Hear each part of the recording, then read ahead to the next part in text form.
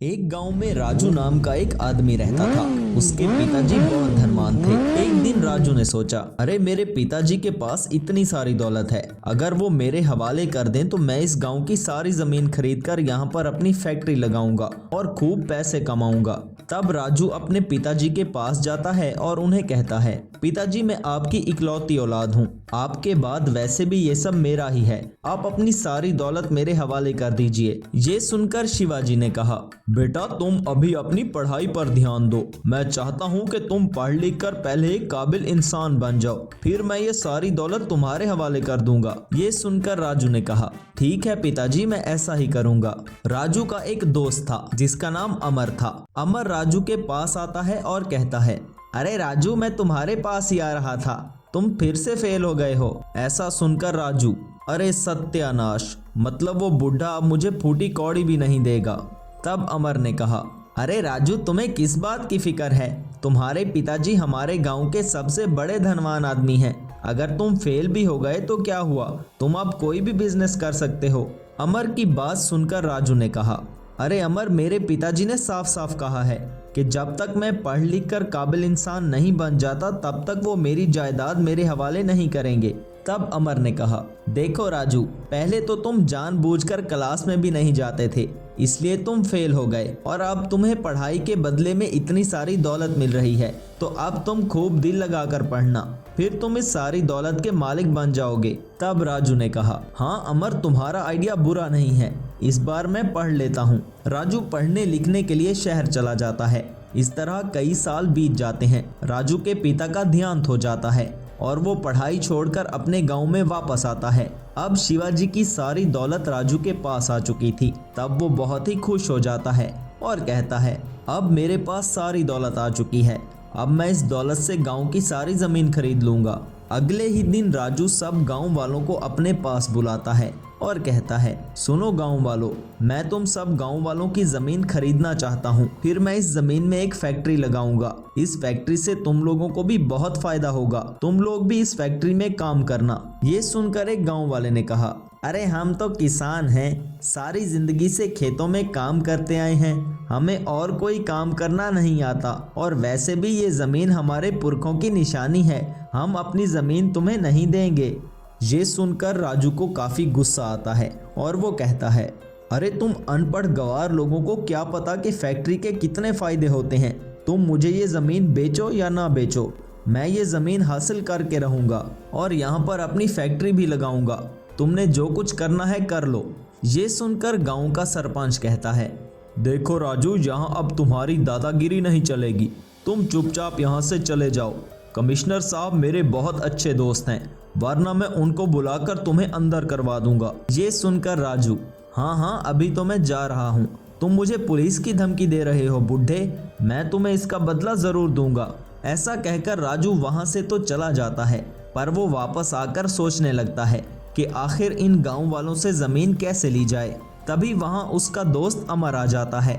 गांव में जो कुछ हुआ राजू अमर को वो सारी बात बताता है और कहता है, अरे अमर, मुझे वो जमीन हर हाल में चाहिए, लेकिन इस सरपंच की वजह से सब गड़बड़ हो गई, मुझे समझ में नहीं आ रहा कि मैं आखिर ऐसा क्या करूं कि वो जमीन मेरी हो जाए और मैं उस जमीन में फैक्ट्री लगाऊं। तब अमर ने कहा, अरे तुम फिक्र मत करो मेरे दोस्त, मेरे पास तुम्हारी इस परेशानी का हल है। तब राजू ने कहा, अरे क्या उपाय है भाई, मुझे जल्दी बताओ। तब अमर ने कहा, शहर में मेरा एक दोस्त है, वो एक महान साइंटिस्ट है और मैंने सुना है कि आजकल वो एक रोबोट बनाने पर रिसर्च कर रहा है। मैं सोच रहा हूँ अगर तुम वो रोबोट उससे खरीद लो तो तुम्हें बहुत फायदा हो सकता है। तब राजू ने हैरानी से पूछा, क्या मैं एक रोबोट खरीदूं? लेकिन वो रोबोट मेरे लिए क्या कर सकता है? तब अमर ने जवाब दिया, अरे चलो मेरे उस साइंटिस्ट दोस्त के पास चलते हैं, अब हमें इस रोबोट के बारे में वही बताएगा। अमर और राजू दोनों साइंटिस्ट के पास उसकी लैब में आते हैं। तब वो साइंटिस्ट कहता है, अरे अमर, आज मेरे पास कैसे आना हुआ दोस्त? ये सुनकर अमर ने कहा, ये राजू है मेरा दोस्त, तुम जिस रोबोट पर रिसर्च कर रहे हो ये इस रोबोट को खरीदना चाहता है। ऐसा सुनकर साइंटिस्ट ने कहा, अरे कमाल है भाई, अभी वो रोबोट बना नहीं, खरीदार पहले आ गए। ऐसा सुनकर राजू ने कहा, देखिए सर, आपको जितने पैसे चाहिए वो मैं आपको दे दूंगा, लेकिन आपको वो रोबोट जल्द से जल्द बनाना होगा। तब साइंटिस्ट ने कहा, ठीक है, मैं आपको वो रोबोट बनाकर दे दूंगा, लेकिन आपको कैसा रोबोट चाहिए? तब राजू ने बताया, मुझे एक ऐसा रोबोट चाहिए जो बहुत ज़्यादा शक्तिशाली हो और वो रोबोट पूरी तरह से मेरे काबू में होना चाहिए। उसे मैं जो भी कमांड दूं वो वही काम करे।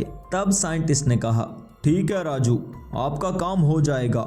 अमर और राजू के जाने के बाद वो साइंटिस्ट अपनी लैब में एक आयरन मैन रोबोट बनाना शुरू कर देता है। काफी मेहनत के बाद आयरन मैन रोबोट एक्टिवेट हो जाता है। तब साइंटिस्ट राजू को बुलाकर उस रोबोट का रिमोट कंट्रोल राजू के हवाले कर देता है और कहता है, सुनो राजू, मैंने इस रोबोट को बहुत ही पावरफुल बनाया है।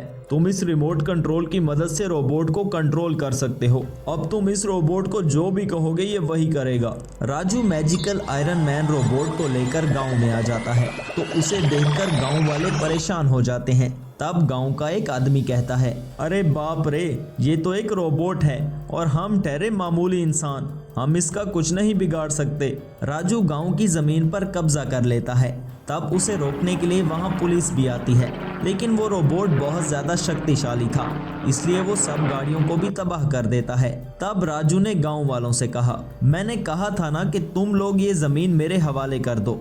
तब तुम लोगों ने मेरी बात नहीं मानी और उस सरपंच के कहने पर मुझे गांव से निकाल दिया। आज से इस सारे गांव की जमीन मेरी होगी और अब तुम सब गांव वालों को ये गांव छोड़कर भी जाना होगा, वरना मेरा ये रोबोट तुम्हें नहीं छोड़ेगा। सभी गांव वाले परेशान होकर गांव के सरपंच के पास आते हैं और कहते हैं, सरपंच जी, राजू के उस रोबोट ने हमारा जीना हराम कर रखा है। अब राजू ने कहा है कि अगर हम कल तक गांव छोड़कर नहीं गए तो उसका रोबोट हमें नहीं छोड़ेगा। ये सुनकर सरपंच ने कहा, आप लोग फिक्र मत करें, मैं एक स्वामी जी को जानता हूँ, अब वो ही हमारी मदद कर सकते हैं। सरपंच जंगल में स्वामी जी के पास आता है। तब स्वामी जी से, स्वामी जी, हम सब पर एक बहुत बड़ी मुसीबत आन पड़ी है, अब आप ही हमारी मदद कीजिए। ये सुनकर स्वामी जी, अरे क्या हुआ बालक, मैं तुम्हारी क्या मदद कर सकता हूँ?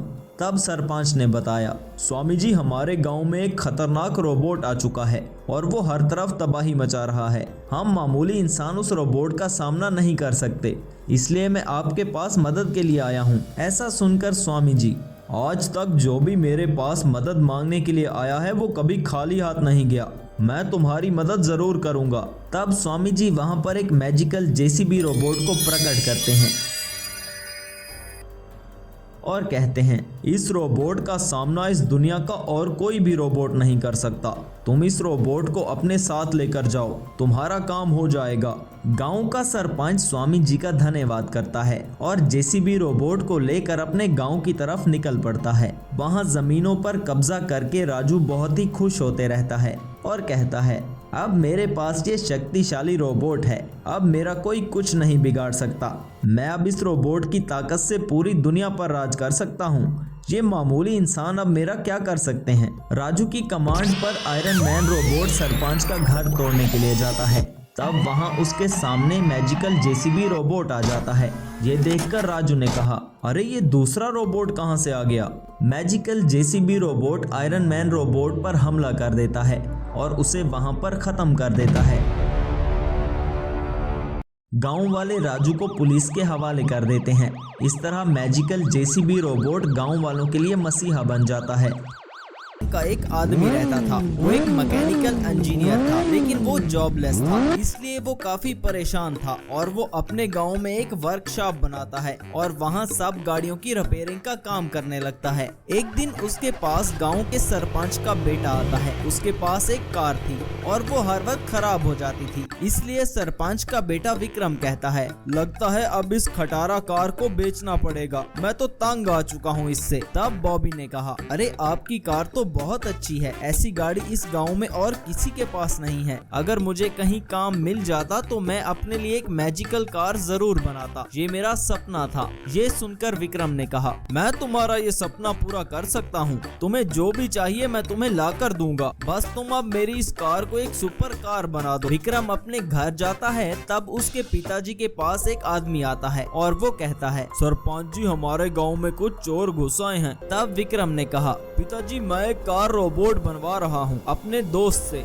ये सुनकर तो सरपंच भी खुश हो जाता है और गांव वाले से कहता है, अरे आप लोग फिक्र मत करें, बहुत जल्द वो चोर पकड़े जाएंगे, फिर आप सब अपना जीवन शांति से गुजार सकते हैं। वहाँ बॉबी अपने गैराज पर कार पर कुछ एक्सपेरिमेंट करता है और वो इस कार को एक मैजिकल कार में कन्वर्ट कर देता है। कुछ दिन बाद विक्रम वहाँ पर आता है। बॉबी सुपर कार का रिमोट कंट्रोल विक्रम को दे। विक्रम रिमोट कंट्रोल का बटन दबाता है, तब वो कार एक जायंट रोबोट में बदल जाती है। ये देखकर विक्रम, अरे वाह बॉबी, तुमने तो कमाल ही कर दिया मेरे दोस्त, तुमने तो सच में एक सुपर कार रोबोट बना लिया है। विक्रम वो रोबोट लेकर गाँव में आ जाता है। तब से वो रोबोट लोगों की मदद करने लगता है। चर्चे दूर दूर तक होने लगे थे। ये बात शहर के एक साइंटिस्ट को भी पता चलती है और वो सोचता है, अरे सत्यानाश, इस रोबोट ने तो मेरा सारा प्लान ही चौपट कर दिया। मैं सबसे पहले रोबोट बनाकर अपना नाम बनाना चाहता था, लेकिन अब ये एक और रोबोट कहां से आ गया? मुझे अब इसका कुछ करना पड़ेगा। साइंटिस्ट अपनी लैब में एक रोबोट बना रहा था। वो अपने रोबोट में एक शक्तिशाली प्रोग्राम को इंस्टॉल करता है, जिससे वो रोबोट एक टाइटन मॉन्स्टर में बदल जाता है। मैं जानता हूँ टाइटन मॉन्स्टर के तुम बहुत ज्यादा शक्तिशाली हो। कमांड मिलते ही टाइटन मॉन्स्टर शहर में आ जाता है। इतने बड़े विशाल मॉन्स्टर को देखकर शहर के लोग बहुत डर जाते हैं।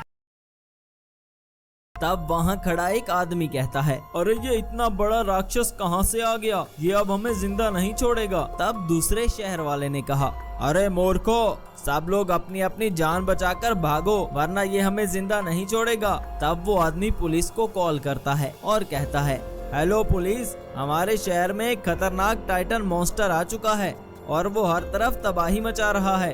टाइटन मॉन्स्टर को रोकने के लिए पुलिस आती है, लेकिन वो टाइटन मॉन्स्टर पुलिस की गाड़ियों को तबाह कर देता है। टाइटन मॉन्स्टर शहर को पूरी तरह से बर्बाद कर रहा था। वो लोगों की गाड़ियों को तोड़ रहा था, बड़ी बड़ी बिल्डिंग्स को गिरा रहा था। इस बात का पता विक्रम को चलता है और वो बॉबी को अपने पास बुलाता है और कहता है, बॉबी, इस रोबोट में एक पावरफुल चिप लगा दो। इस बार हमारी लड़ाई एक टाइटन मॉन्स्टर से है जो कि बहुत ज्यादा शक्तिशाली है। बॉबी सुपर कार रोबोट में एक पावरफुल चिप लगाता है और कहता है,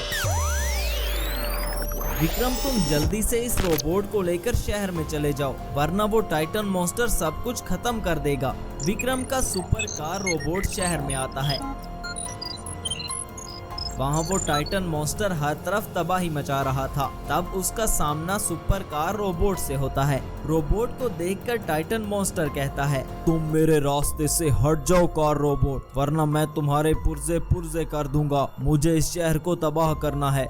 ये सुनकर सुपर कार रोबोट ने कहा, अभी देखते हैं कि कौन किसके पुर्जे पुर्जे करता है। ऐसा कहकर super car robot Titan monster पर हमला कर देता है।